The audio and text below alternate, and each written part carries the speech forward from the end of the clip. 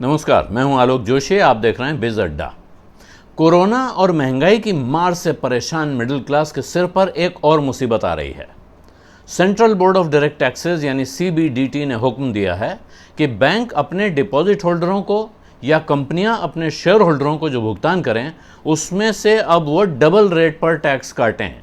कहा तो यह गया है कि ऐसा उन्हीं लोगों के साथ किया जाए जिन्होंने अपने पैन कार्ड को आधार से लिंक नहीं करवाया है या फिर वो इनकम टैक्स रिटर्न नहीं भरते हैं।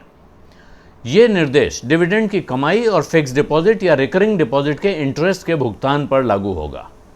CBDT के पास एक पूरा डेटाबेस है जिससे पता चल सकता है कि किसने ये काम किया है और किसने नहीं, यानी किसका पैन आधार के साथ जुड़ा हुआ है और किसका नहीं जुड़ा हुआ है। लेकिन इसके बावजूद बैंकों की तरफ से सारे ग्राहकों को और कंपनियों की तरफ से सारे शेयर होल्डरों को नोटिस भेजे जा रहे हैं कि इनकम टैक्स कानून में बदलाव के कारण अब भुगतान पर TDS यानी टैक्स डिडक्टेड एट सोर्स का रेट 20% होगा। अभी तक ज़्यादातर मामलों में ये रेट 10% ही था। हुआ यह है कि CBDT ने टैक्स फाइलर्स यानी सोर्स पर टैक्स काट कर सरकार के पास जमा कराने वालों को एक नोटिस भेजा था।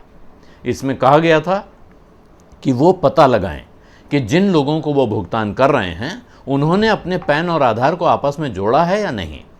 और ये पता लगाने का तरीका है कि ये फाइलर यानी डिविडेंड या इंटरेस्ट बांटने वाली कंपनियां और इंटरेस्ट का भुगतान करने वाले बैंक CBDT के डेटाबेस को खंगालें और ऐसे लोगों का पता लगाएं ताकि उनसे डबल टैक्स काटा जा सके।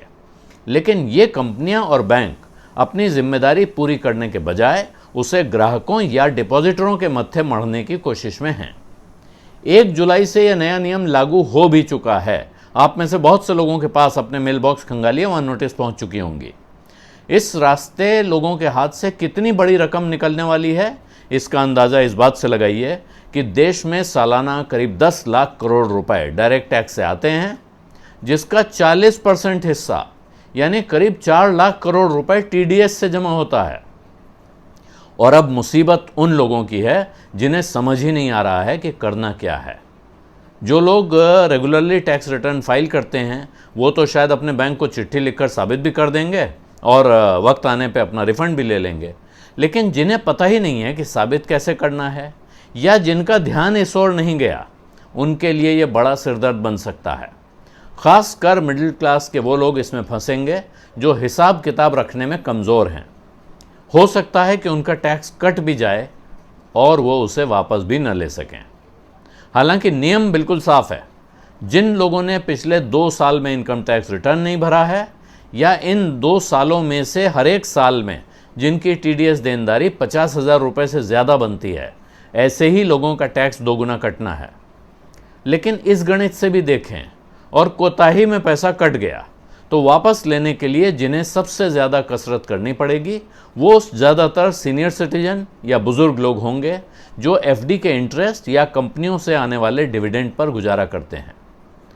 कोरोना के संकट से जूझ रहे लोगों के सिर पर यह नई परेशानी डालने का आइडिया किसका है, ये समझना मुश्किल है। बिज अड्डा में आज इतना ही।